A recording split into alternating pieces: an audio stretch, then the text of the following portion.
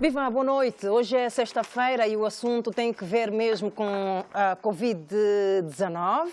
É o assunto que vamos abordar no início deste programa. Passo a apresentar inicialmente o painel desta semana, que é composto pela Tânia de Carvalho. Boa noite. Boa noite. Sandra Batalha, boa noite. Boa noite, Kesa. Boa noite, telespectadores. Dalva Ringote. Boa noite, Kesa. Boa noite, colegas. Boa noite, Angola. E Susana Mendes. Boa noite, Kesa. Boa noite, Angola. Muito bem. O Ministério da Saúde anunciou nesta sexta-feira em Luanda que os resultados dos últimos 7 casos suspeitos de Covid-19 em Angola deram negativo.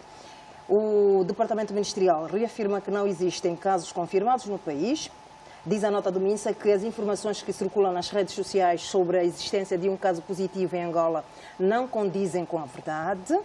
Retoma uma falsa fonte que já está a ser investigada pelos órgãos competentes de investigação criminal. Por outro lado, a circulação de pessoas nas fronteiras terrestres do país está interdita a partir de hoje, sexta-feira. A medida consta de um decreto legislativo presidencial provisório publicado ontem devido à pandemia do Covid-19. O decreto suspende também a partir de hoje todos os voos comerciais e privados de passageiros de Angola para o exterior e vice-versa por 15 dias, bem como de navios de passageiros prorrogáveis por igual período de tempo. E começo com a Susana Mendes. Susana, esta informação do falso caso de Covid-19 criou algum pânico esta manhã, de alguma maneira? Definitivamente é um mau exemplo daquilo que se deve fazer em jornalismo. Portanto, Angola tem as autoridades sanitárias, em última instância, tinham a Organização Mundial da Saúde e, portanto, não se compreende que órgãos de comunicação conceituados a nível internacional tenham veiculado esta informação, criando pânico, portanto, criando uma situação que poderia criar mal-estar, pânico ao nível do país e até também afetar outras pessoas que estão fora do país e até pessoas que fazem parte desta mesma comunidade dos países que difundiram esta informação. Valeu a pronta resposta do Ministério da Saúde em relação a este problema. Também sobre este problema do coronavírus, importa realçar que é um problema muito grave e que é uma doença nova e que mesmo os países que têm um sistema de saúde muito mais robusto, que têm especialistas melhor preparados para tratar da questão, ainda estão a tentar compreender o problema. Sobre o que Angola está a fazer, muito se poderia dizer. Eu própria entendo que talvez algumas medidas de prevenção deveriam ter sido tomadas muito mais cedo, mas nesta altura acredito que não é momento para questionarmos ou criticarmos. Penso que é um momento em que o país tem que estar unido, todas as forças vivas. O país está unido no seu entender, no seu ponto de vista? Penso que começa... Os angolanos já tomaram consciência do grau de perigosidade que tem esta doença? Penso que sim, começa a haver essa formação dessa consciência, principalmente porque em termos de comunicação começa a haver uma boa gestão deste assunto. Hoje, por exemplo, fui a bancos onde há medidas de restrição, não mais de 3 pessoas dentro do banco. Alguns bancos até davam álcool e gel para limpar a mão. Eu vejo até as pessoas que vendem nas ruas, portanto, têm aquela preocupação de manter uma distância, a distância recomendada. Portanto, as pessoas começam a ter consciência. E o manter dessa consciência, aumentar, depende muito da postura das autoridades, que têm que continuar a comunicar bem, aumentar a sensibilização em torno desta questão. E eu penso que também, por exemplo, a exemplo do que aconteceu em Portugal, até partilhar essa responsabilidade, por exemplo, o governo com os partidos da oposição, consultá-los, ouvir também a sua opinião para ser uma gestão inclusiva deste problema. A própria oposição também poderia sugerir um encontro desses, ou pelo menos esta integração? E a postura também deve ser, neste momento, a questão não é do governo, é uma questão nacional. E o sucesso, nós todos temos que querer que haja sucesso do governo e da Ministra da Saúde, porque o sucesso do governo e da Ministra da Saúde vai ser também o sucesso do país. E, por outro lado, também, só para finalizar, foram tomadas algumas medidas importantes. A medida em relação às escolas, que já era muito esperada, Hoje também ouvimos, quando eu vinha para cá, a decisão da Ministra dos Desportos, proibindo, portanto, as atividades desportivas que possam reunir um número de pessoas não recomendado em relação à questão da prevenção. E Angola tem uma vantagem, que é aprender com os erros daqueles países que já estão a enfrentar o Covid-19 e que cometeram alguns erros. Nós temos a vantagem de poder aprender com estes erros e temos que evitar difundir, quando recebemos estas mensagens nas redes sociais, difundir essas notícias que possam criar pânico, até porque eu penso que não seria possível esconder uma doença como o Covid-19 ao nível do país. Portanto, este é daqueles momentos em que temos que acreditar no governo e naquilo que o Ministério da Saúde disse. Aliás, o representante da OMS fez questão de estar, isso é simbólico, com a Ministra da Saúde. Vamos continuar a rezar e que Deus proteja o mundo e Angola. Deixa-me ouvir a Sandra Batalha. Sandra, o que é que o governo angolano ganharia em esconder casos positivos de Covid-19? Bem, durante a semana ouvi e vi muitas notícias falsas que foram veiculadas por diversas plataformas e, de facto, existem muitos cidadãos que acreditam, de facto, que estão a esconder os casos positivos, mas o governo não ganharia nada, porque se formos a ver, né, o exemplo dos outros países que já estão a passar por momentos críticos, não é? É uma infecção causada por um vírus de alta transmissão, não é?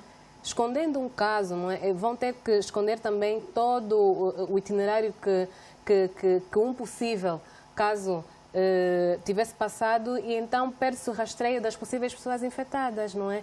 Nós estamos, enquanto Estado, estamos todos juntos, povo, governantes e governados, estamos juntos no sentido de travar, não é? No sentido de mitigar, se eventualmente esta infecção chegar cá no país, todas as situações negativas que podem, de facto, entrar no nosso país. Então, a informação deve ser verdadeira, as pessoas devem ser responsáveis, devem se sentir responsáveis, que toda a informação que podem vir a partilhar pode causar um estado de pânico, pode causar ansiedade, pode alimentar mais o medo. E hoje a Ministra da Saúde falou de uma outra pandemia mundial, que é a pandemia do medo, porque as pessoas têm medo, sim, das consequências que a infecção do Covid pode vir a trazer no nosso país. Entretanto, é preciso haver essa responsabilidade por parte de quem exerce o jornalismo, por parte de quem é líder de opinião, evitar a todo custo partilhar notícias que em nada podem vir a ajudar,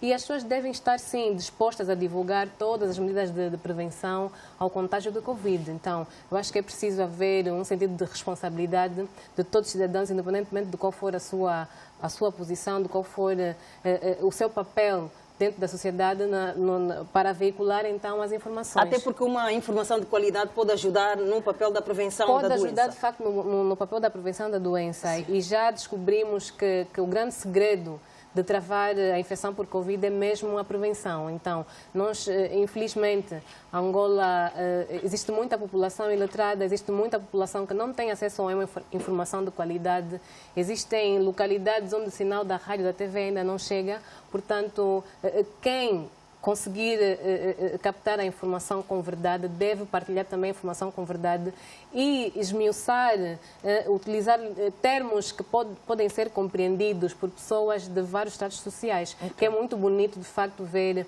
a grande mobilização que vai havendo, né? A mobilização que chega até as pessoas com menos instrução. As pessoas estão, de facto, comprometidas em implementar ou seguir todas as instruções que estão a ser orientadas pelas autoridades competentes. Muito bem, e a propósito da Covid-19, o Presidente da República endereçou uma mensagem ao povo, onde apelou a todos os cidadãos angolanos, aos estrangeiros também, residentes em território nacional, para que observem com rigor as medidas constantes do Decreto Legislativo Presidencial, como forma de vencer com serenidade deste momento difícil que o país está, neste momento, o país e o mundo estão a atravessar. Eu quero ouvir a Tânia de Carvalho. Tânia, como é que relacionas este apelo feito pelo Presidente da República e aquilo que aconteceu no passado dia 18 no Aeroporto Internacional 4 de Fevereiro? Bem, é uma pergunta interessante e eu gostava de Primeiro, apelar lá em casa, né, que cumpramos, todos nós devemos cumprir com as medidas de segurança, isso é importante. Antes de emitirmos qualquer opinião relativamente a este problema tão grave, eu gostava que as pessoas acatassem os conselhos que estão a ser dados. Lavar as mãos, saírem de casa somente se necessário, manter as crianças bem vigiadas e controladas, sempre higienizadas, e ouvirem atentamente os conselhos que são dados e aproveitar, disseminar por todos os membros da família, que estejam no nosso lar ou não, porque dessa forma vamos continuar a nos manter de algum modo seguros. O que aconteceu com o voo em referência levanta-nos duas questões.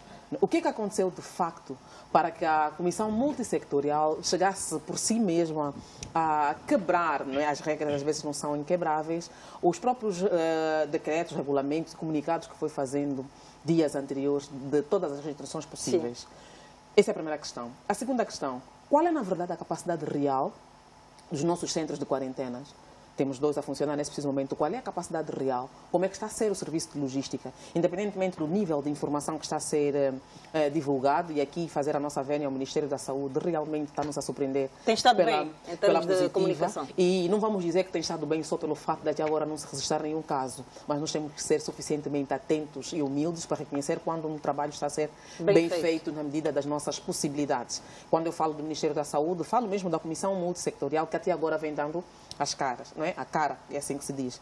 Quando eu me pergunto a capacidade real, nós tínhamos perto de 400 cidadãos angolanos e não só, sim, naquele aeroporto que desembarcaram nos 2 voos de referência, um de Lisboa e o outro do Porto. 2 cidades que hoje são os maiores focos de contaminação a nível de Portugal. Eu me pergunto, será que a Comissão estava mesmo preparada para meter em quarentena nos nossos centros as 400 pessoas?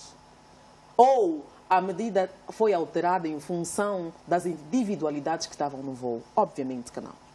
Nós, nesse voo, tínhamos pessoas pets, como se diz, né, politicamente expostas. Para além da filha do Ministro do Interior, que muito causou furor por conta dos vídeos que os internautas foram partilhando, que as pessoas compreendem-se perfeitamente como é que eu diria, o nervosismo. Não é fácil tu chegar a estar num voo e não ter uma informação condigna. Faltou, se calhar, preparo das pessoas que estavam em operatividade no local. Porque pelo que a gente faz em termos de comparação de horários, o voo deve ter chegado por volta das 7.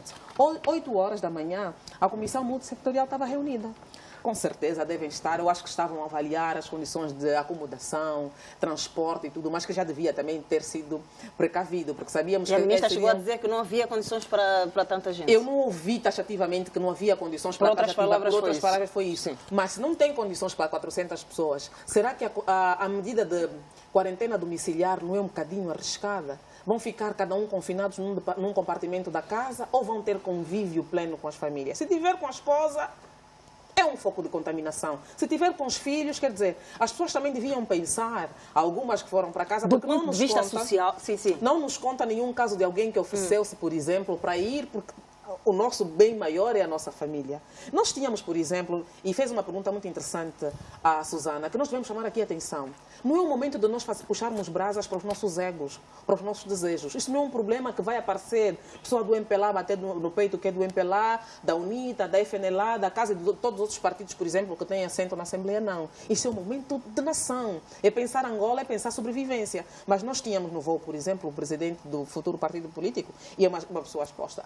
O Chivo Cuvuco não se ofereceu para ir para a quarentena. Nós tínhamos o ex-procurador da República, nós tínhamos o ex-chefe do Serviço de Inteligência Externa, nós tínhamos outras individualidades, muitas pessoas, e o próprio jornalista também, Saulo Gonçalves, nenhum deles ofereceu-se para ir ficar de uma forma a salvaguardar as suas próprias famílias e o foco de contaminação, aí ficar em casa. No entanto, nós devemos compreender, claro que não é nossa obrigação, nós devemos exigir que o governo esteja preparado para situações como essa, devemos colaborar. Mas quando a gente sabe, e é uma realidade, que os nossos centros, de uma só vez, não teriam a capacidade de albergar as 400 pessoas ou perto, a medida tinha que ser conjunta. Faltou serenidade, faltou, eu diria, experiência, nunca vivemos uma situação... Nós já estamos habituados com as nossas crises, mas a esse nível de alarme, de ameaça, estamos a viver também um medo que se calhar nos deixa um bocadinho irracionais. Não é o momento de nós culpabilizarmos, as pessoas já estão em quarentena domiciliar, é apelar que cumpram com as regras. E do ponto de vista social, como é que, social e cultural mesmo, como é que se pode viver em quarentena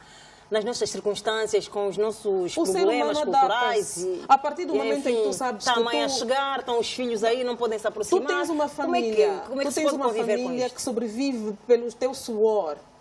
Tu sais de manhã cedo, voltas à noite porque queres manter a sua família com todos os cuidados, mais algum. Num momento como esse, nem é discutível. Pelo bem-estar, primeiro, daqueles que tu mais amas e depois da tua própria sociedade. As pessoas têm que colaborar. Agora, ativar pânico, espalhar medo, não é missão de ninguém. Vamos todos colaborar. Foi muito chato, foi muito triste hoje, as primeiras horas do dia. Nós nos deparamos, por exemplo, com essa fake news e nós temos agora que parar e perceber o impacto negativo que isso teve. E foram hoje, portanto, apanhadas duas senhoras que foram levadas Num para um ato campo de tamanha de forma irresponsabilidade. compulsiva, como tinha porque, prometido a por ministra. exemplo, nós não podemos pegá-las e mandar para a cadeia, porque lá vão só contaminar outros cidadãos, porque é um ato de muita irresponsabilidade. Levá-las compulsivamente, elas deviam oferecer-se, levá-las compulsivamente para a quarentena, quando assinaram um termo de compromisso, quando deram a sua palavra. Se o ser humano é incapaz de respeitar a sua própria palavra e em prol da própria sociedade, não sei que nível de respeito essas pessoas podem amanhã cobrar de si mesmo. O respeito não se cobra, não se impõe, conquista-se, não é? Você não tem que impor que as pessoas te respeitem, mas as tuas ações, os teus atos também são um reflexo daquilo, da forma que as pessoas te vão olhar. Muito bem, vamos ouvir a Dalva. Dalva, a gente está a furar a quarentena domiciliar.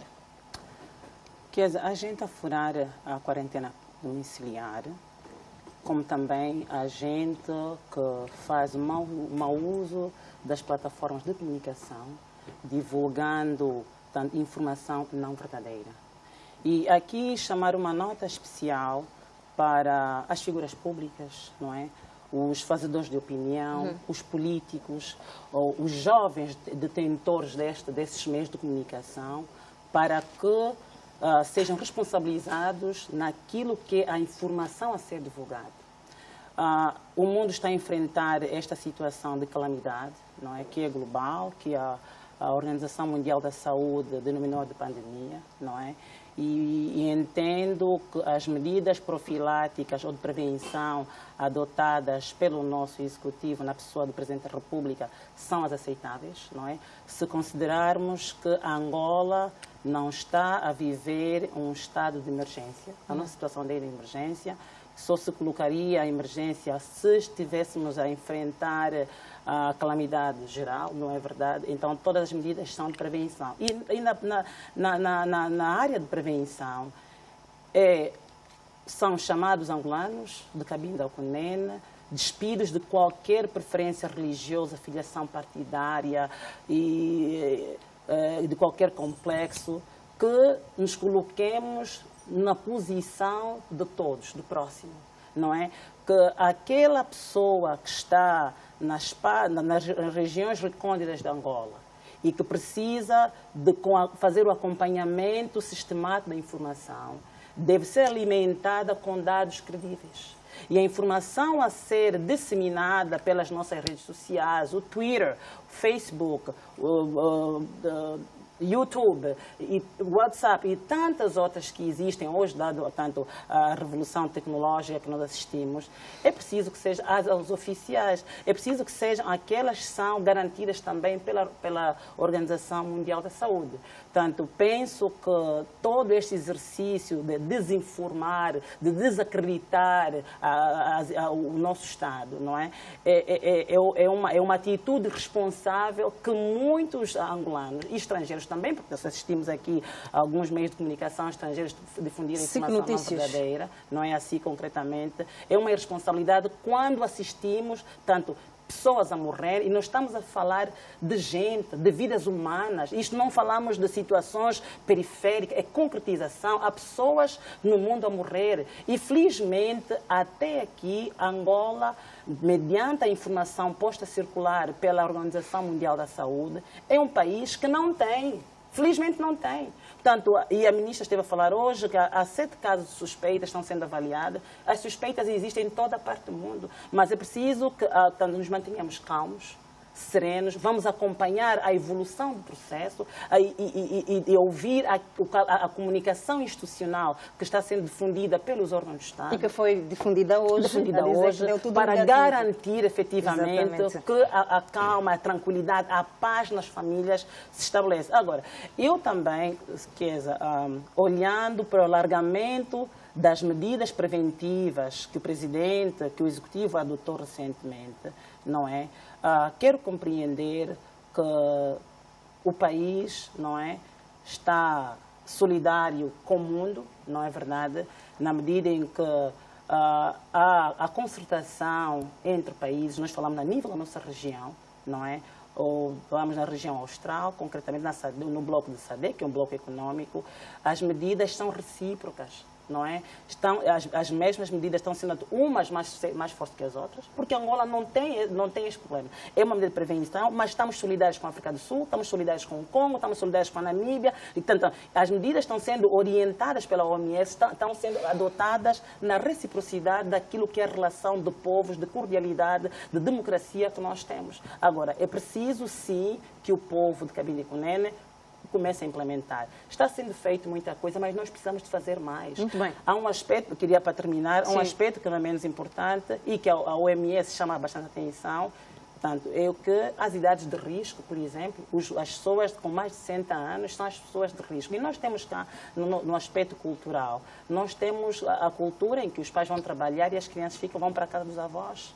Não é? Não obstante, não tenhamos nenhum caso concreto, não é? É preciso que se tome atenção a esse aspecto, não é? Como uma medida também de prevenção e sem prejuízo de valor, porque nós temos as nossas mães, e nós estamos cá a dizer que os filhos não ficam as nossas mães, mas é sempre tomar atenção que um dos fatores de risco associados com esta calamidade é, efetivamente, a idade também. E então, se queremos proteger nossos filhos, vamos olhar para aquilo que são as orientações que a OMS e mesmo o nosso Estado está a dar, que é para garantir que a saúde dos nossos filhos esteja... Agora, muito bem, minha senhora, está aberto o debate, exatamente. Sim, é uma situação grave. É uma situação que, nesse preciso momento, não vamos apontar dedos, nem vamos levantar outros problemas, mas que deve levar-nos a fazer uma profunda reflexão, cada um a seu nível. Nós vamos fechar, já fechamos fronteiras, sim, espaço aéreo, marítimo, nós estamos praticamente numa condição de isolamento. Não é? Daqui a pouco vamos decretar quarentena coletiva, nem ao local de trabalho por alguma razão. São medidas preventivas que estão aí a portas. Ouvimos também hoje que, a nível de reservas alimentares, nós temos para 3 meses. 3 meses. Um país de 28 milhões de habitantes, um país com um solo arável. Então, os projetos da Quininha, todas essas quintas que andaram a se distribuir, vai sustentar mesmo, vai fazer face, vai dar jeito, não vai? Não queremos levantar problemas, nem dramatizar a situação. Mas se as instâncias superiores, as pessoas que têm posses, que são capazes de influenciar as tomadas de decisões importantes que regem a nossa forma de ser e estar dentro de Angola, não aprenderem nada dessa vez, então não vale a pena continuar a viver. Se não aprendermos, se não tirarmos nenhuma lição disso que está a acontecer, eu não sei como é que vai ser. Nós fechamos as escolas, é um passo ótimo. Todos nós felicitamos a medida tomada pela nossa ministra. Mas, no entanto, não fechamos os mercados. Como é que é o modo de convivência nos nossos mercados? Estamos aqui em Luanda. O mercado mais populoso atualmente, agora que não existe o Roque Santeiro, é o 30. O 30, as zonas que tu para passar, está a se roçar nos outros, não é? Porque é curto, você tem tomate, cebola, tudo aí. O nosso modo de tratar o dinheiro, as notas, que também é um veículo de transmissão de N patologia, nós temos o hábito de guardar no sutiã o dinheiro. Quando eu falo nós, porque todos nós vivenciamos e vemos isso. O nosso candando agora está a ser temporariamente afastado porque é cultural. Como é que nós estamos a passar essa mensagem nas mamás do mercado? Quando é que nós vamos fechar os nossos mercados a céu aberto? Estamos a falar do Kikolo, Catinton e outros mercados mais, que é ali onde vem a hortaliça diária. Nós recentemente acompanhamos a Inspeção Geral a fazer festas dos talhos. Como é que podem pedir uma zungueira, por exemplo? Só um minuto. Nós estávamos a acompanhar quando foram denunciadas determinadas fotos da forma que se abate os animais nos talhos aqui no nosso mercado. Uma pimpa rápido, encerraram alguns talhos aí no 30, porque uns ficaram abertos, talvez porque tinham algumas medidas de sanidade em condições. Mas vimos o alvoroço. Nós não temos a cultura todos de ir no talho. O talho mesmo em Luanda são 4 ou 5, que se nós contarmos bem, e em determinadas zonas. Já temos o negócio também das cantinas, só estamos a ver os árabes a pendurar já a perna e os talhos anárquicos vão surgindo aí, que nem sabemos como é que estão a ser mortos os animais. Eu repito, para quando é que vamos fechar os mercados? E outra, a maior parte das famílias se alimenta diretamente do que vem do mercado dos mercados a céu aberto, diariamente. Não temos o hábito de fazer a gestão do estoque em casa, porque a venda diária é para a refeição diária. Que nível de preparação nós estamos a passar para os nossos familiares que vendem e que fazem a compra diária no mercado? Como é que vamos explicar na zungueira que durante 15 dias vai ficar... Há zungueiras e zungueiras, não é? Há zungueiras que compreendem, porque tem zungueira de todos os níveis, como em todas as outras classes de trabalho. Sim. Mas como é que nós vamos fazer ela perceber que tem que fazer um estoque em casa? Hoje já é dia 24, a função pública ainda não pagou os salários. Nós não temos condições de comprar já o saco de arroz que está 12 mil, o quilo de açúcar está próximo de 1000 kwanzas, estamos a ganhar 22 mil kwanzas, 15 dias dentro de casa só com 1 quilo de açúcar. Quem vai matar bichar, quem não? Tânia, agora vamos ouvir Exatamente, são muitas questões que temos aqui que analisar. Bom, vamos ouvir a Susana. Eu tenho uma temos muitas preocupação restrições também em relação à gestão dos fundos que estão a ser alocados para esta fase de prevenção e também depois para caso venhamos a enfrentar a doença. É importante que quem está envolvido neste dossiê faça uma gestão mesmo muito cuidada destes fundos, que não haja desvios. Nós estamos a falar... Qual é o seu receio, Susana? Porque nós anteriormente, quando enfrentamos o surto de Marburg, nós tivemos casos e inclusive pessoas que tiveram que responder criminalmente por desvios de fundos. Portanto, seria uma vergonha se nós estamos a alocar fundos que acredito que até estão a ser desviados de outras linhas para este, que tem que ser assim, e está-se a falar em milhões de kwanzas por dia só para este trabalho agora que está a ser feito de prevenção. Então, este fundo, que é de todos nós, tem que ser bem gerido. Eu até sugiro que deva ser criado mesmo um mecanismo de fiscalização muito cuidada para se evitar que haja desvio destes fundos. Outra questão também importante é que o Estado tem que começar a pensar no apoio econômico às pequenas e médias empresas, porque, por exemplo, agora, encerrar escolas, estamos a falar de colégios privados. Os colégios vão cobrar a propina completa aos pais durante esse período que os filhos não vão à escola, não pagam, e depois, por exemplo, também há vários provedores, como a restauração, a hotelaria, como em todos os outros países, que vão sofrer uma quebra muito grande. E é preciso que o Estado comece a pensar nisso, até porque a nossa economia já não está nas melhores condições. E, portanto, para além do problema da doença em si, há há uma série de problemas que são conexos ao problema do Covid-19 e que nós temos que começar a pensar. Só para complementar a questão que a Susana levantou, de facto, é imperioso que a equipa econômica do governo de Angola comece já a engendrar um plano e a colocá-lo em prática, porque vai haver uma quebra naquilo que se refere à cadeia de bens e de serviços. Entretanto, estávamos numa lógica, o Estado estava a implementar uma estratégia de recuperação da economia, de diversificação da economia. Surge, de facto, um elemento que não era esperado e é preciso que haja uma ação extraordinária. É preciso implementar aqui uma tática para não colocar por água abaixo todo o trabalho que já foi feito, todo o trabalho que continua a ser feito, neste caso a meio gás, porque infelizmente a nossa commodity que garante as divisas, o produto que mais exportamos a esta altura internacionalmente está com um preço mais reduzido. Neste momento, a industrialização, de forma geral, está reduzida. Entretanto, temos para oferecer, mas não temos quem compre na quantidade desejada para continuarmos a manter, pelo menos, nem o preço que foi aprovado para hoje é 2020. E, nesse caso, vai ter que haver mesmo um corte nas despesas. E é preciso preparar todas as estruturas comerciais, é preciso preparar os microempreendedores, é preciso preparar todos aqueles entes dentro da economia real e não só, que estiveram envolvidos, que estão envolvidos em pequenas e grandes atividades econômicas, para não colocar, como disse anteriormente, um trabalho que vem sendo feito. Podemos adotar também como sugestão, não é? Olhar para a questão dos impostos, não é? Olhar também para o envolvimento da banca nesta questão específica, aumentar o período de carência do crédito que foi concedido, sensibilizar a banca à concessão de novos créditos, olhar para a redução ou a isenção de determinados impostos, a contribuição à segurança social, porque é um período de crise. E eu acredito que no nosso executivo existem pessoas que estão preparadas para gerir o momento de crise. E não é só no plano plano sanitário, mas é também no plano da defesa nacional, é no plano de segurança, sobretudo no plano econômico, porque a pandemia vai passar, temos fé que vai passar, Deus é misericordioso, Deus está com Angola e vai continuar a proteger os angolanos, ainda que chegue, mas não chegaremos a períodos extremos, como vemos agora na Itália, por exemplo. Entretanto, vamos acreditar que quando passar esse período de crise, quando passar este estado de pandemia, a nossa economia possa também, paulatinamente, voltar ao ritmo que já estávamos a nos habituar, não é? Na lógica da diversificação, na identificação do Prodesi. Vamos ter que fazer, sim, um esforço colossal. São chamados também todos os quadros, é preciso envolver a sociedade civil, porque não é uma atividade exclusivamente do governo, as associações empresariais, portanto, todos os cidadãos interessados e que são os últimos beneficiários da política econômica do nosso país. Muito bem. Só em termos de informação para partilhar convosco, neste momento o Hotel Presidente está a ter uma perda de 150 milhões a 200 milhões de kwanzas por mês. A injeção de capital vai ser necessária. Nós estamos a ver nas economias mais desenvolvidas do mundo.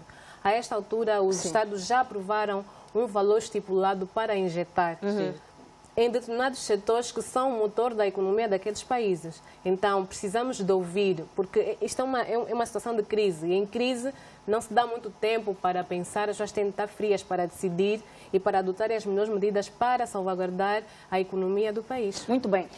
Sim. Permita-me aqui dizer o seguinte, e na sequência daquilo que foi abordado pelas minhas colegas, e muito na perspectiva orçamental, não é? Na perspectiva económica, perdão, e para dizer que se atentarmos ao preço do Brent, não é? Que hoje está a 27,67, não é? É uma queda vertiginosa e se considerarmos também que o petróleo constitui a commodity que alimenta o Orçamento Geral do Estado, penso que se cria aqui uma grande oportunidade que é para o Executivo proceder à revisão do Orçamento Geral do Estado e, ao invés de cativar a despesa, que é a cultura que há uns anos a esta parte foi adotada, cativar a despesa, é mesmo proceder cortes substanciais à despesa pública e garantir o funcionamento mínimo das instituições, por um lado. Por outro lado, há um decreto presidencial que já orienta a racionalização das instituições, não é? Sobretudo os órgãos da administração indireta do Estado, que o Estado é muito grande, é muito pesado.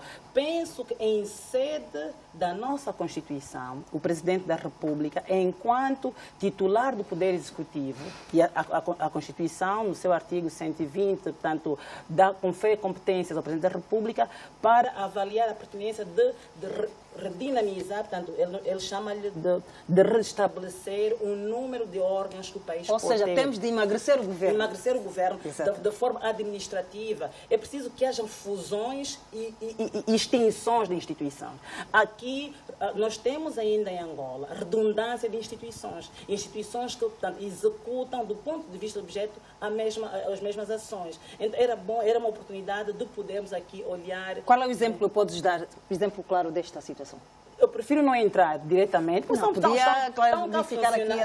a funcionar. E este decreto, ele é claro, identifica as áreas. Eu penso que o que deveríamos aqui sugerir é que os órgãos ou os responsáveis por setores, não é? Os ministros, os auxiliares do titular do Poder Executivo, olhando para a magnitude do problema, apresentarem propostas factíveis ao Presidente para a redução dos seus setores. E mesmo a perspectiva da administração central do Estado, era bom avaliarmos a pertinência de reduzirmos os ministérios. A Dalva está a ver aqui, por exemplo, a ministra vamos lá dar um exemplo, do ambiente, a dizer que o seu setor pode fundir com a pesca. Quer dizer, essa proposta tinha que vir da titular mesmo. Não, em sede... Acho que não vira. Não, em sede não. O Presidente da República tem órgãos de consulta, não é? tem a equipe econômica, da matéria econômica, tem o Conselho de Ministros, tem os conselheiros do Presidente da República. Sim. Portanto, o que nós queremos olhar não é quem vai ficar com que ministério, quem é a ministra que propõe. Mas na hora da decisão, na hora da verdade, acho que isso se coloca. Levar ao Presidente propostas factíveis que permitam, tanto, criar aqui um espaço fiscal para acomodar despesas. É o que se quer. Portanto, esta é uma dimensão. A outra dimensão, esta na administração, a outra dimensão, e no domingo voltamos ainda para as finanças públicas, é também o Ministério das Finanças avaliar a pertinência de renegociar a sua dívida, não é? Tanto ao preço que está estabelecido hoje, eu tenho receio que nós consigamos tanto cumprir com aquilo que são nossas responsabilidades financeiras. Do ponto de vista da dívida externa, não é? Seria a China é o maior tomador dos nossos dividendos,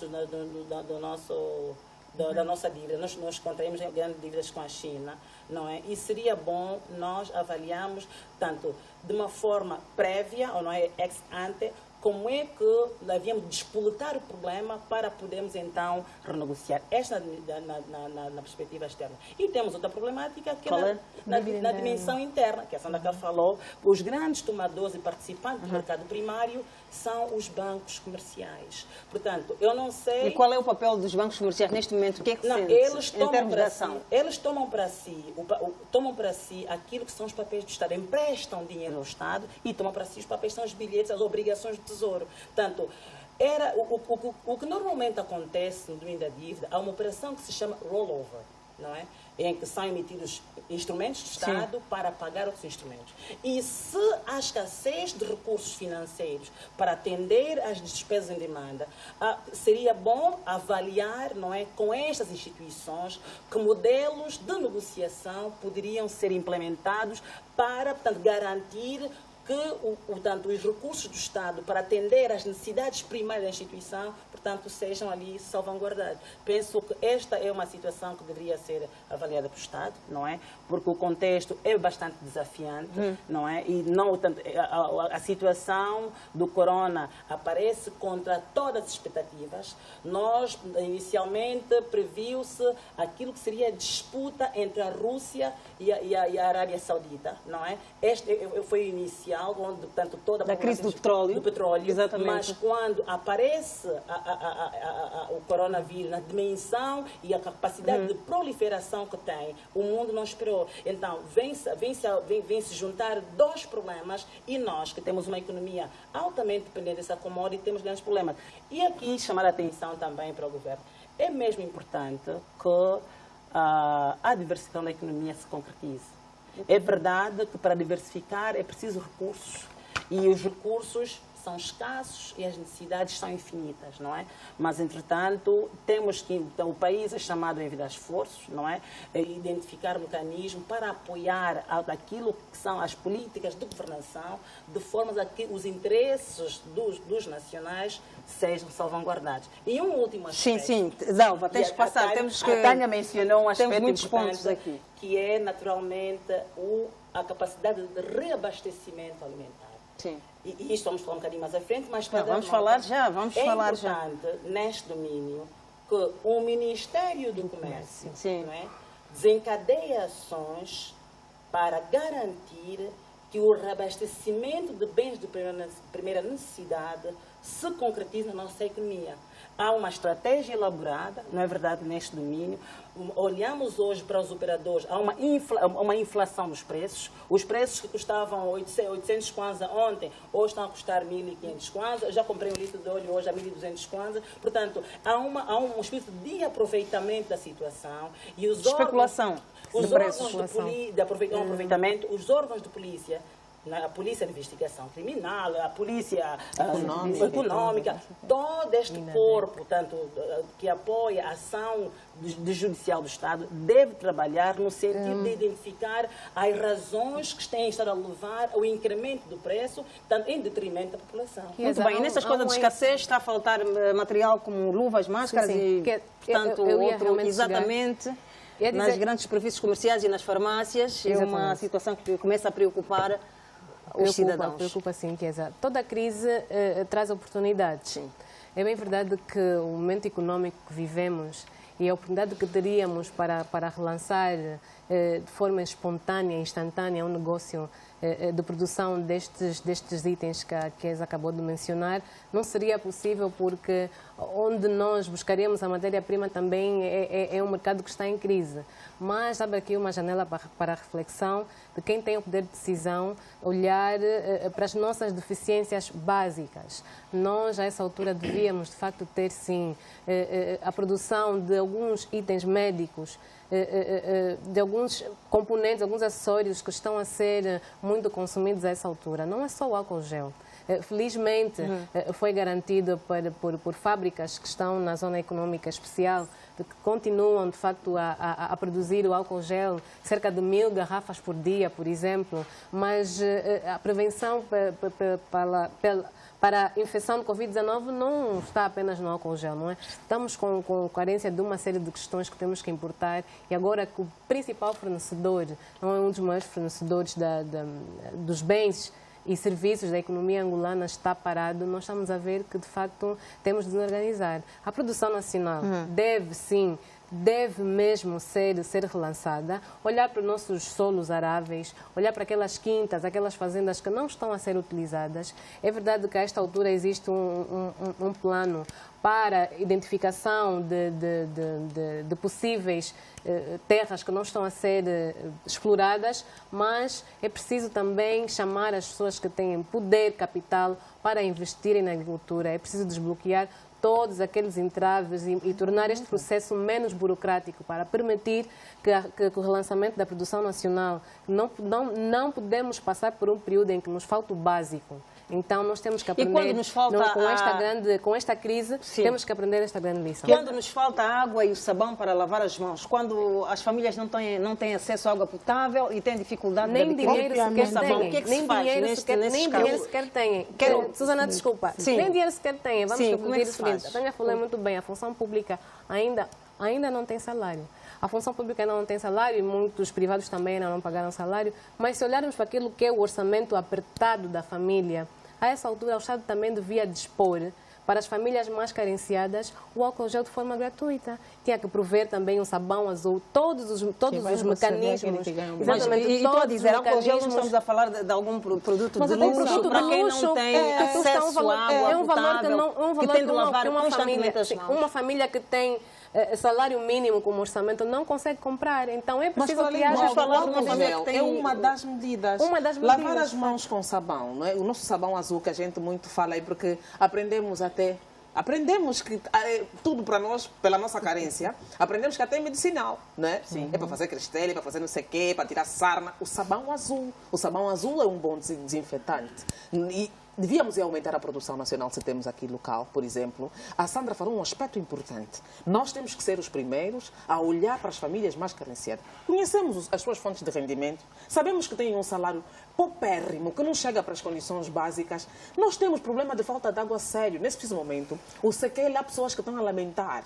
Tem água de manhã, não tem água à noite, há quem passa um dia sem água. Temos aqui, falamos do Sequel e outras centralidades e outros condomínios também. A EPAL tem que rever a política de abastecimento. Nesta fase, principalmente, que a água é crucial, não é, para os banhos permanentes, para a higienização das crianças, dos adultos, dos mais velhos, que é a classe mais vulnerável. Afinal de contas, estamos a acompanhar a nível estatístico como está. E nós temos o hábito, bom hábito, de ter connosco, apesar de todos os pesares, muitas famílias ainda preservam os seus mais velhos no seu leito, em casa, não é? Os avós e as famílias que, graças a Deus, com algum esforço, ainda têm avô e bisavô dentro de casa. São essas as pessoas que estão a ser mais afetadas pela vulnerabilidade que se encontram. E tem gente da terceira idade, portanto, colocada nos centros, nos lares da terceira idade. Hoje já se proibiu a visita, inclusive, aos lares. Essa gente também precisa de mais cuidados. Do Ministério da Família. Eu acho que aqui, nós temos problemas estruturantes até, e que não vão ser resolvidos agora. Agora, nessa fase... nós precisamos de agora, o que nós temos alguns que ter problemas são medidas não vai ser possível. Por exemplo, saneamento básico, distribuição de água potável. Nós estamos, por exemplo, a Tânia fala do Sequel, se nós formos a falar dos bairros mais pobres, mais recônditos, ao nível só de Luanda, não vai ser possível. Temos que ser pragmáticos. Agora, o que é possível é tomar aquelas medidas que possam ajudar a dar resposta. E mais, essa é uma reflexão também sobre o investimento que tem sido feito no Sistema Nacional de Saúde. Não só em Angola, mas ao nível do mundo. Vários países também, está-se a verificar, até aqueles países que nós pensávamos, olha, se estiver doente, vou-me tratar lá. Hoje Está tudo estão fechado, a verificar portanto, problemas e não estão a ter capacidade de dar resposta. Portanto, é preciso refletir. Hoje os governos, o mundo vai ser diferente depois do Covid-19. Tem que ser. Tem que ser diferente. Os governos têm que refletir no investimento que fazem em questões preventivas, no acesso a questões básicas como água potável, saneamento básico, a questão toda que envolve o dossiê sanitário do país e também a refletir sobre valores que nós perdemos, como a solidariedade, o amor ao próximo, etc. Portanto, países que viviam no sistema cada um por si, Deus por todos, hoje têm que olhar para si mesmos. Portanto, há muita reflexão que vai ter que ser feita, mas obviamente há questões que vão ter que ser resolvidas a posterior, porque são investimentos que não foram feitos em 20 anos e que não vão ser feitos agora. E nessa nós não reflexão tenhamos memória tivemos curta. uma sessão plenária da Assembleia Nacional que foi adiada por causa da Covid-19. Tânia? Sim, a proibição é para mais de 200 pessoas no espaço confinado. Não podia ser diferente, afinal de contas, tem que ser os primeiros a cumprir com a lei. Mas a Susana fala de coisas muito importantes, né, dos paliativos que estamos habituados. Quer queiramos, quer não, nós, nesse preciso momento, o que é urgente, o que é rápido, são as medidas preventivas de resposta plena. Mas quando a gente fala o mundo não pode ser diferente, nós começamos logo o nosso programa a falar sobre isso. Eu repito, mas será que os nossos dirigentes e aqueles que a gente já está habituado a ouvir as coisas que fazem e fizeram, não vão pensar na melhoria do nosso sistema de saúde, não vão pensar na melhoria do sistema do ensino? Os outros países que tiveram medidas também idênticas a que nós fomos tomando, fechar as escolas, estão a ter ensino à distância. O acompanhamento tem tecnologia, estão avançados para aqui. Nós nem demos tempo do professor passar a tarefa no caderno, nem há telefones para ligar, para fazer o acompanhamento. Na compensação do satélite, dizem que vai se facilitar o acesso à internet. Isso Talvez esse seria o momento. É melhor nem falarmos só desse setor. É melhor nem falarmos desse setor, porque pronto, tem uma coisa que está para vir, vamos ver. Se calhar esse não vai perder, né? Vamos ver. Mas nós temos que pensar no agora, no já e na questão de passar tranquilidade lá em casa.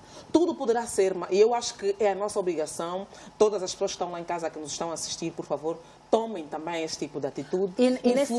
Formar e, por favor, mantermos a calma. Para que as coisas não se compliquem. Enquanto ainda nós podemos fazer gestão rápida e eficiente, afinal de contas, não temos nenhum caso confirmado até o preciso momento, podemos sim pautar pela prevenção, que custa sempre mais barato do que a prevenção que custa mais barato. Daqui a bocadinho temos de ir ao intervalo. Gostaria que refletissem também sobre o papel das igrejas. Já vimos algumas a encerrarem as portas e outras a dizerem que vão aumentar o número de horários. Uma pergunta no ar antes de passar. Mas qual é o carinho que o governo angolano tem com a Igreja Universal? Sem problema nenhum. Porque hoje nós fomos ouvindo determinadas igrejas, por exemplo, a Igreja Católica, consta que a população angolana é maioritariamente cristã, fundamentalmente católica. Por que as outras estão a anunciar que vão fechar, oremos em casa, solidariedade? A Igreja Universal faz um anúncio contrário, que vai aumentar o número de cultos, mais vezes por dia, para conseguir ter mais missa. A doação vai vir, sempre vai vir, porque vai ter 12 cultos. E tá bom, é normal, desde que não tenham 200 pessoas, é normal. Mas esses pastores que fazem tanto milagre, não se levantavam já todos para fazer uma boa oração, ainda não chegou aqui, mas ajudar os nossos irmãos pelo mundo afora, fazer um milagre à distância, como eles costumam fazer, só estão mesmo a provocar. Eu não percebo qual é a dificuldade que o INAR tem, o Instituto Nacional de Assuntos Religiosos, de dar um tratamento eficiente. Eles abusam um bocado. É a minha opinião. A palavra de Deus é clara, devemos obediência às autoridades. Entretanto, é nessas alturas que vamos ver o que são igrejas, o que Mas são seitas, nessas medidas que o são governo grupos acaba de... por abrir brechas para esse tipo de decisão. Não, eu tenho a certeza que Cabe a medidas maturidade de serão cada igreja tomadas, tomar não, não, a não, decisão. mas medidas por parte do governo devem ser tomadas, Sim. porque está aí um decreto presidencial, existem de facto regras, Que não diz mas taxativamente que tem de preciso fechar, mas diz que não prevenir. pode E a igreja deve realizar atividades com mais de 200 lucidez pessoas. necessária ao cristão, deve instruir da melhor forma a obediência do cristão às autoridades, no sentido de não criar ali algum ambiente de proliferação da doença. Não só as igrejas, eu sei que meus colegas vão querer também Sim, contar sobre as temos igrejas, de mas ir ao intervalo. os partidos políticos. Se fosse um assunto CNS, fosse um assunto de autarquias, a esta altura nós já veríamos nos nossos telefones, nas redes sociais, em todo o canto, os partidos da oposição estariam a falar. Eu até o momento ainda não vi uma campanha dos supostos novos políticos que estão a arrasar Luanda, que eu não vejo em parte nenhuma, dos supostos novos grupos que podem vir. Eu não vejo a envolvência dos partidos da oposição nesta luta contra o Covid. Não vejo, porque hoje o mundo é digital. É muito tímida. E se existe, é muito tímida. Porque hoje, quando começou a primeira fake news sobre o possível caso confirmado, todo mundo apercebeu-se e gerou-se um ambiente de pânico. Nós não estamos a ver a envolvência dos partidos da oposição, sobretudo aqueles que têm assento parlamentar. A esses rumores não era a tarefa do partido da oposição. Eu não estou a dizer a resposta aos rumores. Estado. E fez muito bem, não estou a dizer em relação aos rumores, estou a dizer na divulgação das medidas de prevenção. Também não é tarefa dos partidos da oposição. Os partidos da oposição devem contribuir. É tarefa primária do Estado. Da sociedade. E não têm feito. Todos nós devemos contribuir enquanto partido político. As igrejas estão a pronunciar. Todos os grupos sociais estão a pronunciar, mas os partidos políticos devem sim. Da mesma forma que se envolvem eu acho que isso é um assunto de Sandra, nação. o problema que se coloca hoje, temos que nos despir das indumentárias partidárias religiosas. Mas quando fala de mobilização de grupos, os partidos políticos são muito importantes. É nação, é segurança, é saúde pública. Portanto, todos os angolanos, de Cabinda ao Cunene, Mar ao Leste, são chamados, não é, para emprestarem a sua contribuição a esta situação grave que nós ainda não temos. Estamos a falar de uma perspectiva de prevenção. Por isso falamos inicialmente que as medidas profiláticas de prevenção adotadas até aqui pelo governo são as aceitáveis. Nós não podemos alargar. Agora, cada um tem que se identificar com o seu país, porque isto tem muito a ver com a parte de identificação que nós temos com a nossa pátria, com o nosso próximo, sobretudo. Porque depois não é porque a Suzana é de um partido, a Dalva é do outro, é a minha extensão, a simbologia da extensão que nós temos. Portanto, nós somos todos angolanos. Isto é que é mais importante. Então, tiremos lá a casaca, a indumentária. Vamos olhar Angola como um país, a terra dos nossos antepassados, o país que queremos para os nossos filhos, sem para os nossos netos. Mas não estamos a falar de mobilizações sociais. Mobilização social. Os partidos políticos têm um papel determinante na mobilização social. Eu não estou a dizer que não é função do Ministério da Saúde, que não é função do governo. A função de garantir saúde ou de garantir todas as medidas preventivas em matéria de saúde pública é sim do governo, mas não estamos a sentir a ação dos partidos da oposição. Isto é um concordo em parte com o que a Sandra diz, mas há aqui uma questão. Se formos analisar como é que a gestão está a ser feita ao nível mundial, este não é um momento dos partidos políticos, quaisquer que eles sejam. É um momento dos governos e dos líderes. Por exemplo, nós tivemos o nosso Presidente da República, que muito bem fez um pronunciamento. Se formos assistir mesmo aqui próximo em Portugal, não está quase que os partidos da oposição perderam espaço, porque é um momento em que os governos... Quando eu digo perderam... Quando eu digo perderam espaço, é no sentido da intervenção. Porque a colaboração é comum, como eu falei no início, mas a mensagem tem que ser única. Ela é passada normalmente pelos ministros da Saúde, pelos governos. Obviamente que eu concordo, sim, no esforço de mobilização, os partidos, os líderes da oposição podem vir também falar, etc. Mas o esforço... Quem lidera essa locomotiva são os governos. E, especialmente, estamos a ter um protagonismo muito grande dos ministros da Saúde. Só também sobre a questão das igrejas, normalmente.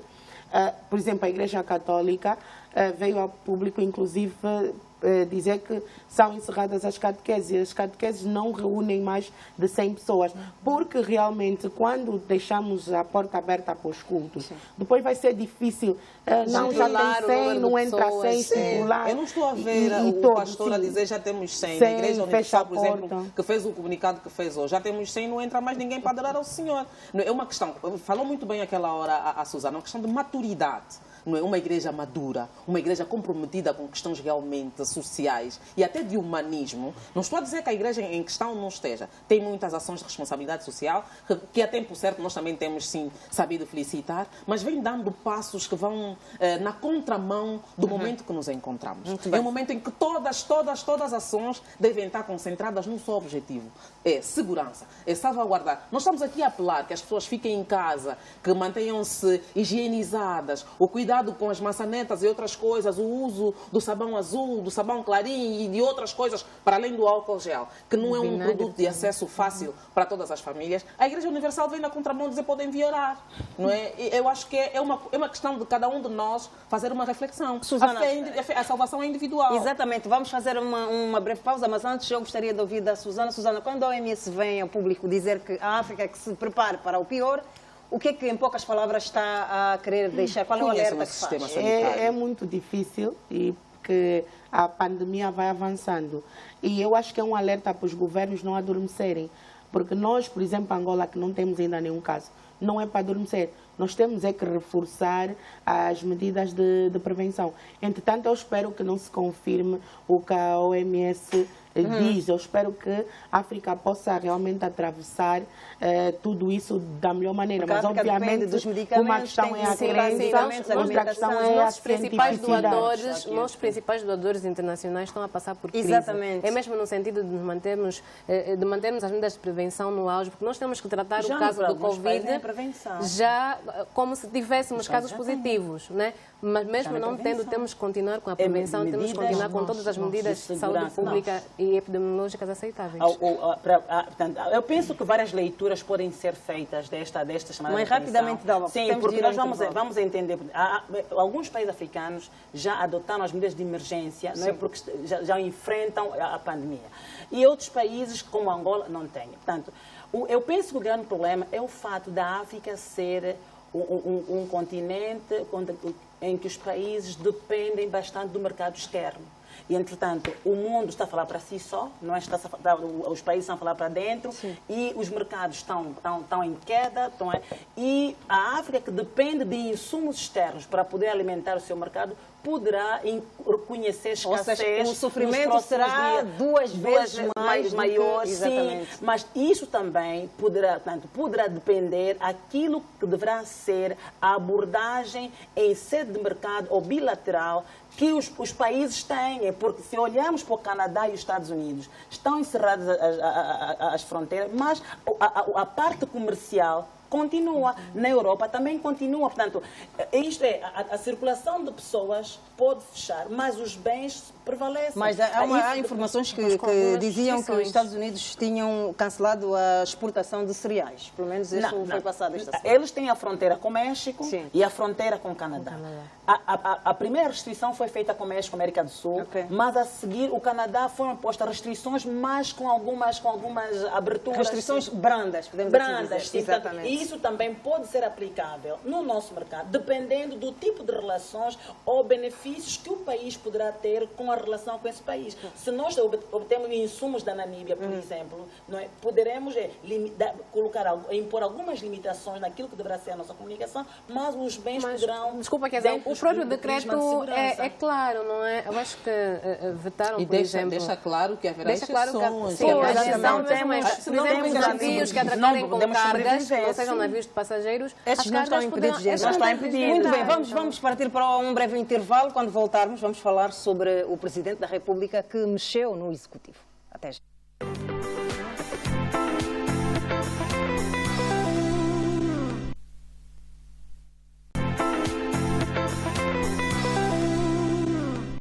Viva a segunda parte do Política no Feminino e retomamos este programa com o facto do Presidente da República, João Lourenço, ter recomendado em Luanda ao Ministério da Administração Pública, Trabalho e Segurança Social para prestar particular atenção à formação profissional dos jovens, tendo em conta a necessidade de garantia do emprego.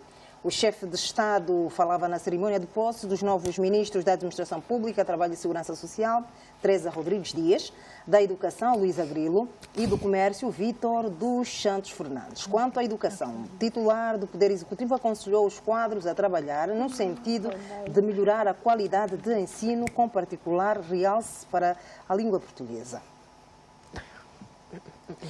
E vamos exatamente começar com a Sandra Batalha. Luísa Grilo, a nossa antiga painelista, já deixou aqui várias ideias sobre o setor da educação. Já, sim, senhora. Agora, com que linhas é que se deverá cozer do outro lado?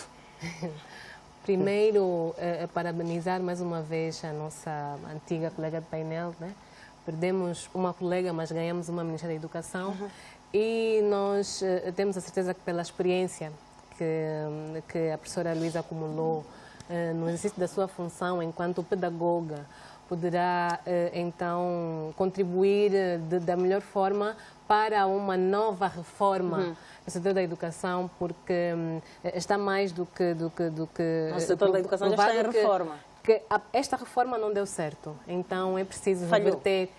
reverter a falha que foi esta reforma no sistema da nossa educação. Portanto, nós como mães temos uma grande responsabilidade de ter setores sociais devidamente organizados, como a saúde e a educação. Então, assegurar a educação nas mãos de uma veterana e que sempre demonstrou, e aliás os seus próprios colegas de profissão partilham da mesma ideia, de que é uma pessoa competente, que não foi impulsada ou não foi nomeada e impulsada para o cargo que agora afere por ser uma mera comentarista, mas porque tem de facto competência para lá estar. E foi uma indicação bastante acertada, porque é um quadro certo no momento certo. A educação não está bem, então precisamos de colocar a pessoa certa, com a experiência certa, no momento certo. Susana, quando o Presidente da República refere-se à questão da língua portuguesa, do ponto de vista prático, o que é que o Presidente quer? O que é importante é a língua oficial do país, é a língua que nós usamos para os documentos oficiais, para o contacto diário, para o ensino, e obviamente que tem que ser bem ensinada, tem que haver domínio dessa língua, e eu penso que é dentro das várias prioridades para o setor do ensino, é uma das prioridades e é uma mensagem clara que o Presidente da República deixa à nova ministra. Portanto, nós que tivemos o privilégio, porque foi um privilégio mesmo, de partilhar todo esse tempo com a professora Luísa Grilo, professora começamos mesmo com letra maiúscula, é uma professora com uma longa carreira de docência, com experiência já com cargos de direção que teve ao nível do Ministério, conhece a casa, conhece o dossiê, é uma pessoa também que, pelo que tivemos a oportunidade de conhecer aqui, de trato fácil, humana, e eu penso que vai poder fazer uma boa gestão do setor da educação pela experiência que tem. Eu penso que foi uma escolha acertada e que o Presidente da República podia seguir no sentido de indicar, porque o momento do país é difícil, não há muitos recursos. Então é importante que as pessoas que dirigem os ministérios não podem mais ir para aprender ou para fazer um estágio. Tem que ser pessoas já com experiência, com capacidade e que vão lá para dar, para contribuir para a melhoria do setor. Não são pessoas... Mas podem dizer que é um governo novo, então precisa de novos quadros. Sim, isso é outro ponto. Fora, mas quando falamos de pessoas com experiência, não tem que ser necessariamente pessoas com a idade. Há pessoas que elas podem estar 3 anos, 2 anos num setor, ou que não tinham função ministerial, mas têm experiência e conhecimento que podem agregar valor. Porque o ministro tem que agregar. Um ministro tem que ser alguém que tem algum conhecimento superior em relação às pessoas que vai governar. Mas isso não aconteceu no passado? Em muitos casos não aconteceu. em muitos casos não aconteceu, não só nesse governo, como no passado. E nós estamos a tentar falar de um novo paradigma. E é importante que se continue nesta senda. E principalmente também, devido à situação difícil, serem escolhidas pessoas que transmitem confiança à sociedade. Pessoas nas quais a sociedade confia e que possam, pela experiência e também pelo prestígio, conferir também prestígio ao governo. E eu penso que tem-se criticado muito, em alguns pontos, o presidente pelas várias mudanças que vão fazendo. Eu penso que é positivo, porque quando, portanto, é nomeado uma pessoa, não está a corresponder, não está a prestar um bom serviço, o presidente pode e deve mexer, porque o importante é o sucesso do país. E estamos a porque falar no final o povo cobra resultados. Sim, e estamos a falar de um presidente que está num primeiro mandato, está, portanto, a olhar a máquina. E é normal que algumas das pessoas não deem o resultado que se espera e o presidente vai fazendo mudanças. Portanto, parabenizar mesmo a professora Luísa Grilli, que ela possa ter sucesso, porque o sucesso no setor da educação vai ser um sucesso para o país todo. Quanto a uma peça? Sim, tivemos também esta mudança. Eu penso que é uma casa que precisa de organização, principalmente o setor. Eu penso que essa mudança, acredito que tem muito a ver com o setor da segurança social, que é um setor que portanto, é um setor fulcral para a questão do trabalho e que gera muitos fundos e que, portanto, precisa garantir a sua sustentabilidade. E eu penso que esta mudança talvez tenha muito a ver com este setor e talvez nos próximos meses nós vamos poder perceber melhor o porquê. E também é um setor que tem que melhorar a questão da fiscalização. Tem um setor específico para a inspeção. Há muitos atropelos que as empresas vão cometendo e que muitas das vezes nós não sentimos a mão pesada do Ministério do Trabalho. Portanto, temos também o comércio, que tem um novo ministro. Sim. O setor do comércio tem vários dossiês que já vêm de vários ministros anteriores. Portanto, é um setor que gera muitos recursos do país e que quem vai dirigir o setor do comércio tem que ir com uma perspectiva de seriedade, mas também não mais com uma perspectiva de papagro, etc., de um Estado que vai construir lojas, que vai vender tomate, cebola. Não, vamos deixar isso para os agentes econômicos, mas precisamos de um Ministério do Comércio que realmente regule o setor. Portanto, foram mexidas importantes. Eu espero que o presidente venha a fazer, sinceramente, outras mexidas. Há outros setores também que precisam de um agitar de água. Achas que há setores que estão adormecidos? Sim, completamente. E ainda continuamos a ter ministros que parecem ainda não entender bem o que é que estão a fazer, aquilo que se diz, entre aspas, um pouco peixe fora da água. E eu penso que o Presidente da República vai continuar a senda. E eu penso que é positivo, porque no passado nós tínhamos um Presidente que, independentemente dos erros, das críticas... Sim. Não pode. E eu penso que não se pode criticar preso por ter e por não ter. Ora, se o Presidente não mudar, porque não mudou. Se o Presidente mudou, porque mudou. Eu penso que nesse capítulo o Presidente está aí muito bem. Quando um setor não está a funcionar, mesmo que o ministro tiver há 10 dias, não está a funcionar, está a cometer erros grosseiros. Claro que é preciso dar tempo, e isso podemos falar no outro programa, para as pessoas construírem. É verdade que é preciso. Mas quando o ministro está a cometer erros grosseiros que colocam em causa até o próprio setor, nem que se passarem 10 dias da nomeação, pode ser exonerado. Muito bem, vamos ouvir a Dalva. Dalva, o setor do comércio tem um novo ministro e o Presidente da República pediu para estimular a produção interna, sendo para o efeito necessário um perfeito casamento entre si, portanto, entre este setor e o produtivo. Sim, eu penso que no contexto atual o Ministério do Comércio enfrenta grandes desafios, não é? Sobretudo daquele que elencamos inicialmente, o abastecimento alimentar. mas na perspectiva transversal da economia, seria bom perspectivarmos aqui um quadro legal institucional em que o Ministério do Comércio articulasse com o Ministério da Agricultura. Estamos aqui a falar da agricultura familiar, em que as famílias passam a ser... Não vamos voltar àquela questão que acabaste por colocar no início, a sobreposição de ministérios. Não. Isso é uma agricultura, a agricultura, comércio, não, estamos a falar, economia... Estamos a falar de dois setores que devem funcionar a montante e a jusante. E que para a sua materialização deve existir um quadro institucional. Porque a família, Chiesa, ela agora passa a ser um agente econômico, não é? Que vai gerar excedentes.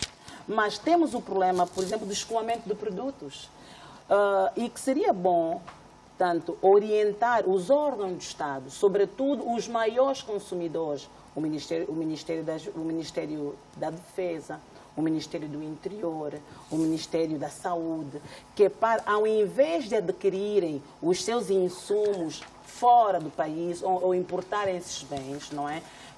Olharem para aquilo que deverá ser a produção interna. O que é que o Estado deveria fazer? Seria fantástico nós podemos aqui apreciar, e disse muito bem a Susana, não queremos ter um Estado que produz e compra tomates e vende, não é verdade? Não, que venha dinamizar a atividade interna. De que maneira? Tomando para si os insumos, tanto saídos do mercado nacional. Comprar.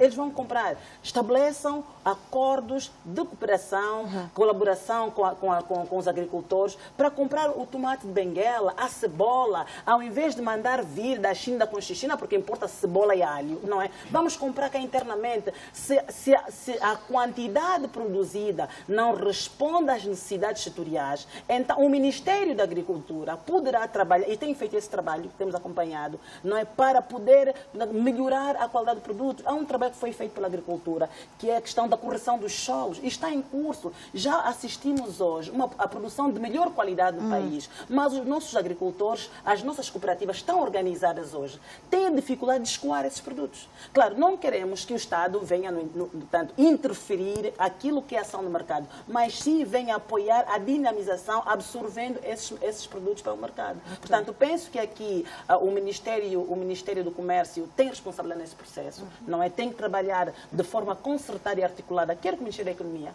com o Ministério da Agricultura, para que então aquilo que são as visões, tanto os desideratos plasmados no nosso plano de governação sejam materializados. Muito bem, vamos ouvir a Tânia. Tânia, temos um novo ministro, uma nova ministra, no caso, me apetece.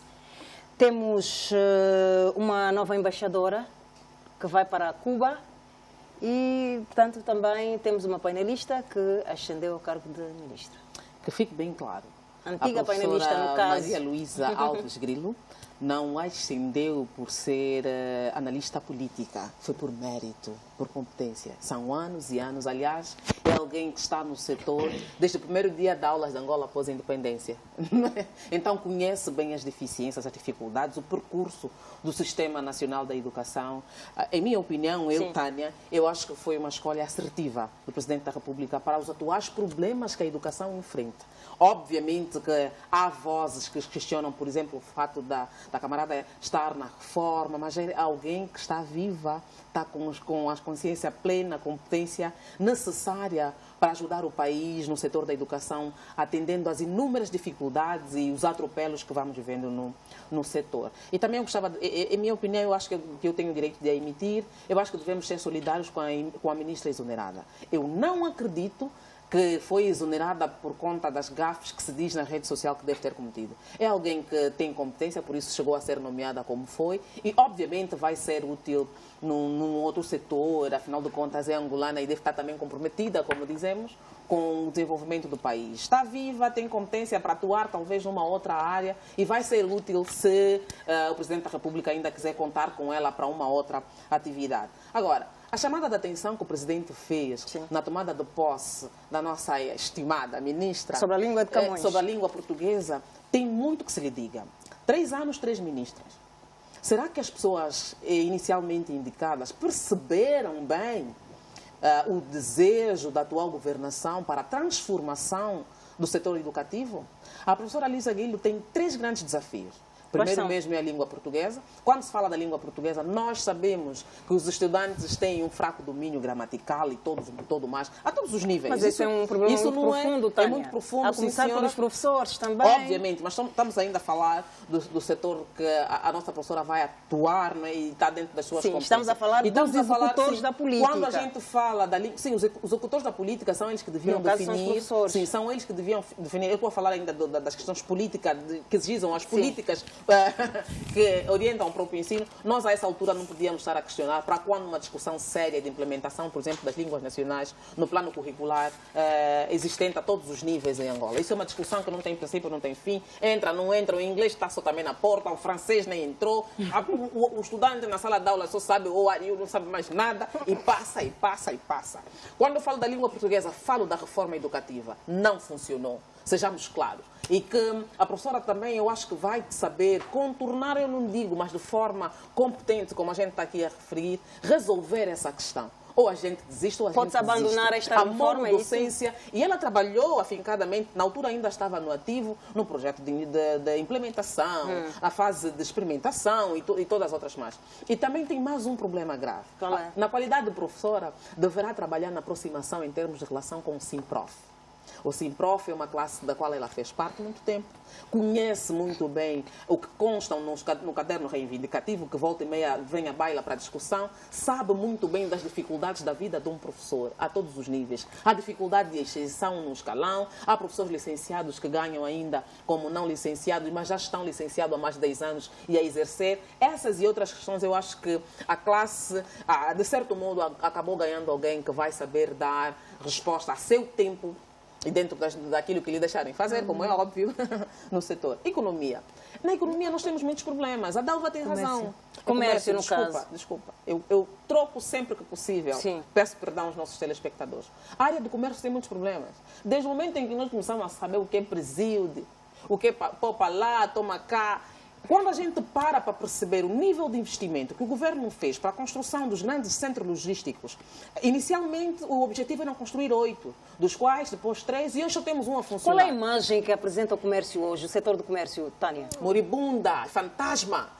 Não estou a ser exagerada. Obviamente, muita coisa se fez, a emissão de alvarás e não sei o quê, o processo foi célere. De certo modo, nós ganhamos um montão de infraestrutura, mas quase todas inoperantes. De uma lista de mais de 60 lojas, por exemplo, que comporta o projeto do Presilde, das quais mais de 50% está sob gestão do grupo Zahara. Zahara é o grupo que gera o Quero, o nosso super. Também gera o Quero, é o mesmo grupo. É o mesmo grupo. Isso não é de todo mal, porque temos ainda algumas lojas abertas que levam os produtos básicos nas zonas mais recônditas. Mas isso para dizer que todas as lojas foram entregues a privados, mas algumas não funcionam, não se recebe. Por quê?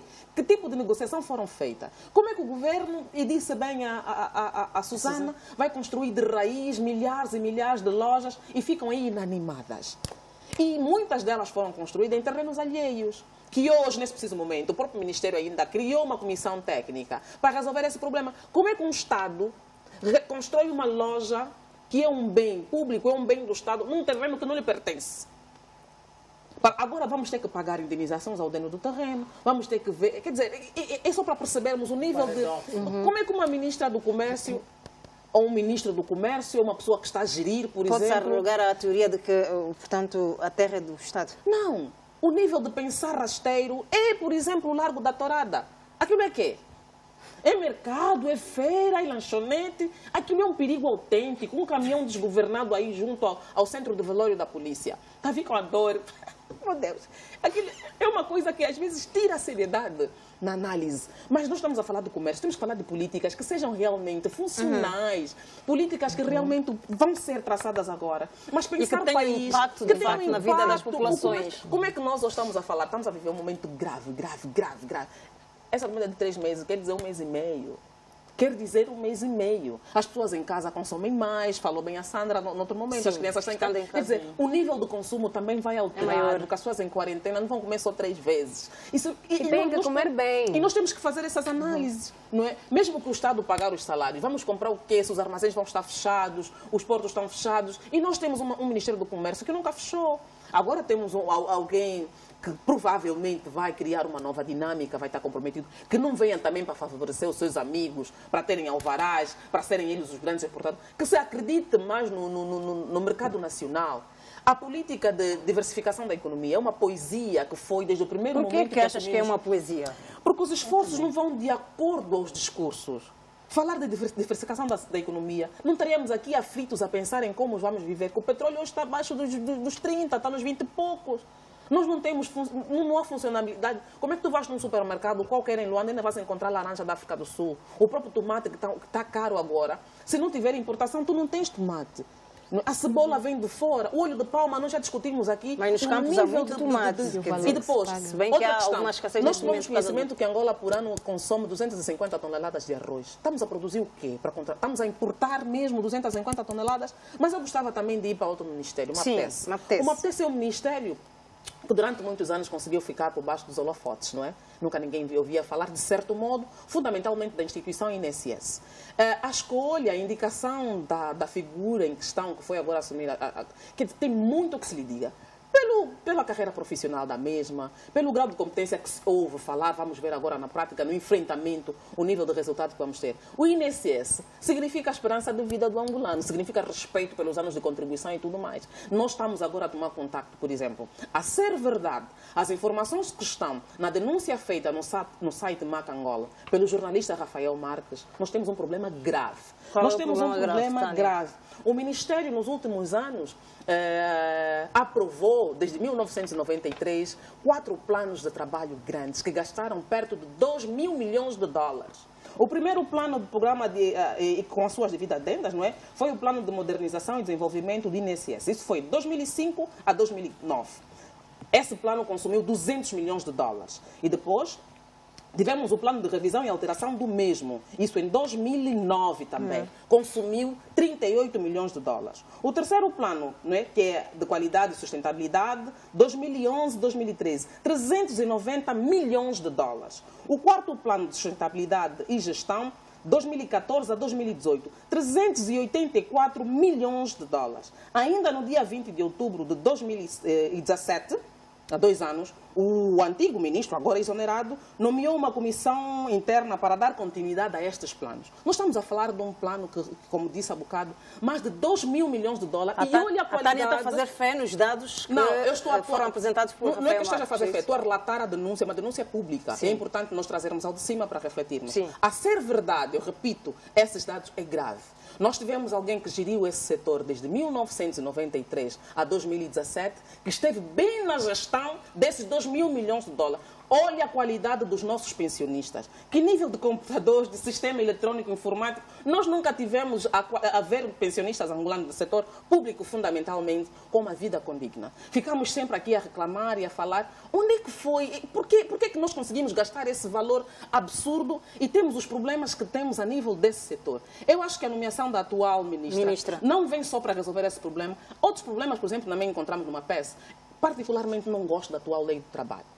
Eu sou funcionária pública e sei muito bem que é uma lei que parece que foi desenhada por alguém que é dono de cantina ou é dono de uma lanchonete, pensou em si enquanto empreendedor. É uma lei muito trabalhista, que não coloca em primeiro plano o funcionário público, o cidadão. Depois também, não, a lei dos feriados. Defende mais os patrões, é isso? Patrões. É uma lei que está virada para a defesa essencial dos patrões em detrimento do funcionário, e isso é indiscutível. O excesso de feriados, essa ponte que se criou, é uma ponte que não vai de encontro aos desafios sustentáveis que nós temos pela frente. Nós queremos trabalhar, queremos construir, ficamos 4 dias úteis em casa, depois um dia, se calhar foi aprovado numa ótica de fomentar o turismo, mas está completamente desajustada. Eu acho que a senhora tem um trabalho muito grande. A partir do momento em que a função pública, o governo, é o maior empregador, nós estamos a falar de uma população que tem os salários que tem, que precisa de alguém que acorde e vê os seus direitos e o seu futuro na frente. Muito bem. Aqui, só rapidamente, temos de avançar para outro tema. Eu gostava de falar ainda da questão do comércio. Quando o Presidente da República pede para alinhar a produção interna com o comércio, de facto deve ser feito um investimento nas infraestruturas que suportam o comércio. Porque se produz num local, é necessário então que esses produtos localmente produzidos devem ser transportados. Deve-se olhar para a questão da conservação, para a questão dos locais onde se produzem, onde se tratam a carne, onde, dos aviários, do próprio comércio em si. A dinamização do setor do comercial deve ser, de facto, deve-se prestar muita atenção. Gostava de comentar sobre a nomeação da nova embaixadora. Sim. Eu acho que a diplomacia angolana Cândida deve... Teixeira. Exatamente. A diplomacia angolana deve partir para um novo paradigma. A diplomacia não pode ser vista como um sistema de reforma, porque não é para olhar, de facto, para a competência do quadro em si, até porque já teve em outros ministérios. Eu penso que, tanto do ponto de vista de competência, como do ponto de vista de confiança política, oferece sim. Mas é preciso partirmos para uma lógica de que existem quadros de carreira diplomática que também podem representar o nosso país. E tem muitos que estão ali à espera no viveiro do Mirex, estão à espera também para serem ou para desempenharem funções de grande responsabilidade. Portanto, eu acho que o novo paradigma deve pensar também, as pessoas devem pensar numa lógica de que um quadro que desempenhou funções em 2 ministérios não pode ir desempenhar função de representação política, diplomática, o que for. É preciso limitar, porque os quadros são muitos. Muito bem. Existe muita gente capacitada para dar, com o seu know-how, poder contribuir para o melhor da Poderíamos Angola. também diversificar na questão da nossa diplomacia. É preciso diversificar na questão dos quadros. Existem muitos quadros capazes. As pessoas todas devem ter as mesmas oportunidades. Sim, Dalfa, não temos... Aliás, a Sandra queria dizer que a diplomacia é carreira, não é verdade? Não se torna um diplomata de dia para a noite. E o Ministério tem um conjunto de técnicos com valências reconhecidas que podem e devem assumir esses cargos. Mas, na verdade, eu queria voltar um bocadinho na questão relativamente o investimento que deve ser feito no setor do comércio.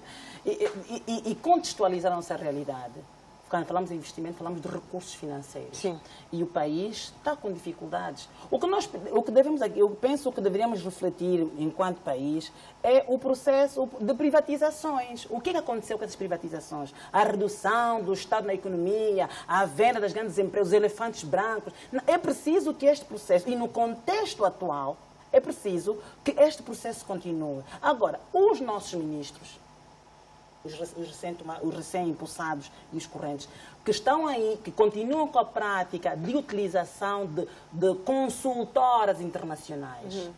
É preciso, eu penso que o país, portanto, tem que adotar práticas mais realistas.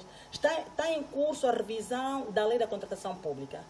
E eu sou de opinião que deveria, portanto, incorporar uma provisão legal em que a primazia deve ser dada aos consultores nacionais. Muito bem. Há muitos estrangeiros que têm informação estratégica da Angola em sede da consultoria que foram fazendo. Portanto, por outro lado, a situação referente ao investimento, os nossos ministros têm que deixar de pensar grande. O contexto atual não é pensar de forma faraónica, tem que pensar em projetos pequenos. Não vamos para o Estado pensar que vamos fazer projeto de 10 milhões de dólares. É pensar em coisas concretas, em coisas que tenham tangibilidade, como a Tânia disse, na vida da população, que é muito importante. Muito bem, vamos ter de fechar o programa, mas falando um bocadinho sobre a Ordem dos Advogados, que levou os seus associados, os seus membros a marcharem em algumas províncias do país. Vamos começar por ouvir a Susana Mendes. Susana Mendes, como é que contextualizas esta ação da Ordem dos Advogados de Angola? Como não temos muito tempo, dizer mesmo que foi positivo, mostrou uma classe unida, o bastonário mostrou grande coragem, porque essa manifestação foi na sequência, ou marcha, na sequência do atropelo de um direito elementar de um advogado que foi injustamente detido quando exercia a sua atividade, quando a lei lhe confere proteção neste sentido. Nós vimos advogados conhecidos, pessoas renomadas na classe que foram à rua, eles foram todos muito bem trajados e mais, portanto, foi desrespeitado um advogado, mas a resposta foi do conjunto. Penso que deram uma boa lição a várias outras classes que não são unidas. Mesmo até nós, os jornalistas, devíamos ter refletir. Muitas das vezes um colega é desrespeitado e nós estamos calados, ou muitas das vezes viemos a público caucionar aquele desrespeito. Eu agradeço os advogados por esse gesto. Muito bem, vamos ouvir. Sandra, os advogados repudiaram atos de violação dos seus direitos, prerrogativas e garantia do exercício da advocacia. Sim, do ponto de vista da organização da classe, como disse muito bem a Susana, eu acho que estiveram muito bem. Todas as classes profissionais têm o direito de manifestarem sempre que... Quem não esteve bem? A polícia? Bem, eu acho que... Daí, deste pois. Eu acho que é um assunto que o seu desfecho deve ser levado a público para podermos, de facto, apurar o que realmente se passou, porque é uma situação que ainda não está muito bem clara. Se foram violados direitos e está evidente, e a classe, assim, compreendeu que devia marchar, então marchou. Mas que o desfecho deste caso deve ser também, posteriormente, trazido a público. Há muito se reflita também sobre a classe, não só da questão em específico, mas existem também algumas quesilhas que vão existindo dentro da própria administração da justiça, entre juízes e advogados, é mais ou menos como a relação dos médicos e dos enfermeiros. É preciso passar a mensagem que todos esses entes são importantes para a administração da justiça, porque o último beneficiário da justiça é o cidadão. Se todos eles prestam um juramento, todos eles têm as suas partes intervenientes, o juiz não vai preferir sentença sem ouvir a defesa do acusado, portanto, é preciso cada um perceber qual é o seu o próprio papel dentro da administração da justiça. E eu gostava também de chamar a atenção à classe sobre a questão de alguns advogados da elite. Sim. Portanto, temos advogados da elite? Os advogados prestam um juramento. Sim. E existem muitas pessoas que não têm condição para pagar, para ter um bom advogado. E quando escrevem para a ordem, portanto, nós não costumamos ver os advogados com os nomes mais consolidados em matéria de competência, de resolução de casos, a defenderem, cidadãos ou entidades de pouca importância. Portanto, é preciso fazer valer o juramento enquanto advogados, independentemente de qual seja o patamar dos seus clientes. Todo mundo precisa, sim, de um bom defensor oficioso. Então, não é caso para... Quando os cidadãos acorrem aos seus escritórios, enviar os seus estagiários ou os advogados em início de carreira. Eu acho que é uma questão de responsabilidade social, embora tenha a liberdade, não é, de aceitar ou delegar, mas é uma questão também a ser refletida, porque não existem ações de justiça. É uma questão também de bom senso. É uma questão de bom senso. Muito bem. Dalva, quando um advogado é maltratado, o que é que se pode dizer do constituinte? Do constituinte. Chiesa, um dos bojos da nossa Constituição está assente nos direitos, nas garantias, liberdades constitucionais. Portanto, a violação desses direitos não é a violação da própria Constituição, das normas previstas na Constituição. E vale aqui referir, portanto, e dizer que o trabalho de advocacia é a única profissão que está consagrado na Constituição, no seu artigo 193. É a única profissão.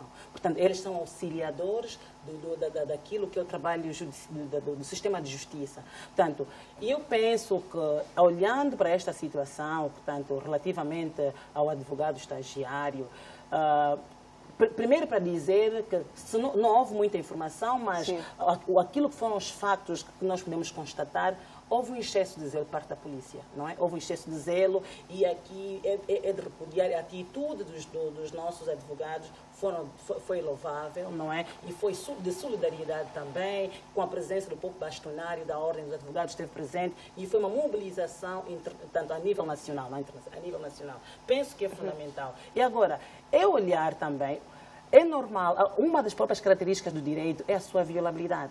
Mas isso não implica dizer que toda a instituição, não é, tanto do Estado, concorda com aquilo que é a verdade do direito. É preciso que as normas sejam adotadas para poder, então, corrigir este mal.